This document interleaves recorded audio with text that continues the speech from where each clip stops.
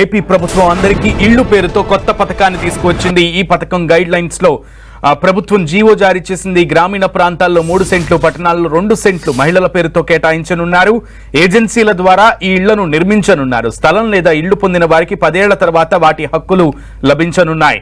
Aadhaar, ration కార్డుకు plot అనుసంధానం చేయనున్నారు. 2 ఏళ్లలో ఇంటి నిర్మాణం పూర్తి చేసేలా ప్రభుత్వం కసరత్తు చేస్తోంది.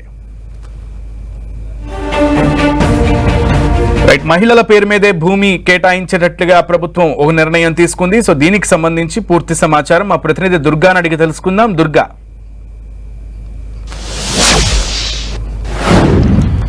అందరికీ ఇల్లు పథకానికి సంబంధించి ఏపీ ప్రభుత్వం కొత్తగా నిర్ణయం తీసుకుంది. ఈ నిర్ణయానికి సంబంధించి కొద్దిసేపటి క్రితం ఉత్తర్వులు విడుదలయ్యాయి. రాష్ట్రంలో ఉన్నటువంటి ఎవరైతే ఇల్లు లేవో వాళ్ళందరికీ కూడా ఇల్లు నిర్మించి ఇవ్వాలనే నిర్ణయం తీసుకుంది. దానికి సంబంధించినటువంటి ఉత్తర్వులు కూడా విడుదల చేశారు.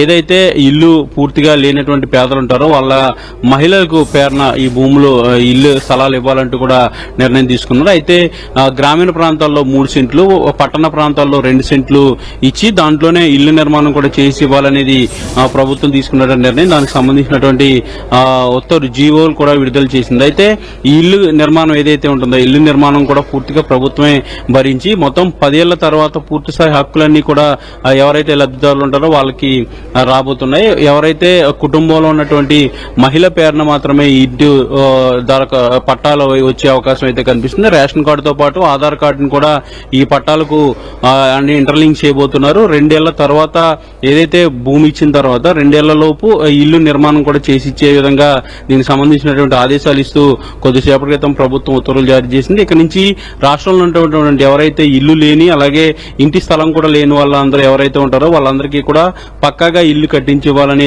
ప్రభుత్వం నిర్ణయం తీసుకుంది. కేంద్ర ప్రభుత్వం సహకారంతో పాటు రాష్ట్ర ప్రభుత్వం వాటా కూడా వేసి అందరికీ ఇల్లు పథకాన్ని అమలు చేయబోతున్నారు. దానికి సంబంధించినటువంటి విధి విధానాలన్నీ కూడా ఇప్పటికే ఖరారయ్యి వాటికి సంబంధించినటువంటి ఉత్తర్వులు కూడా విడుదలయ్యాయి. అయితే గ్రామీణ ప్రాంతాలకు సంబంధించి ఎక్కువగా ఉండే అవకాశం ఉంది కాబట్టి గ్రామీణ ప్రాంతాల్లో 3 సెంట్లు స్థలం మహిళలకు ఇవ్వబోతున్నారు. అలాగే పట్టణ ప్రాంతాల్లో 2 సెంట్లు మాత్రమే ఇవ్వబోతున్నారు.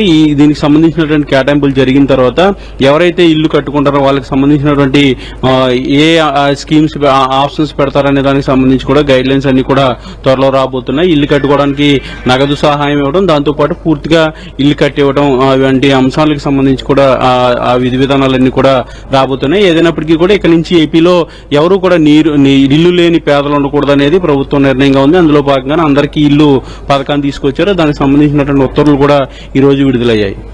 ఓకే దుర్గా.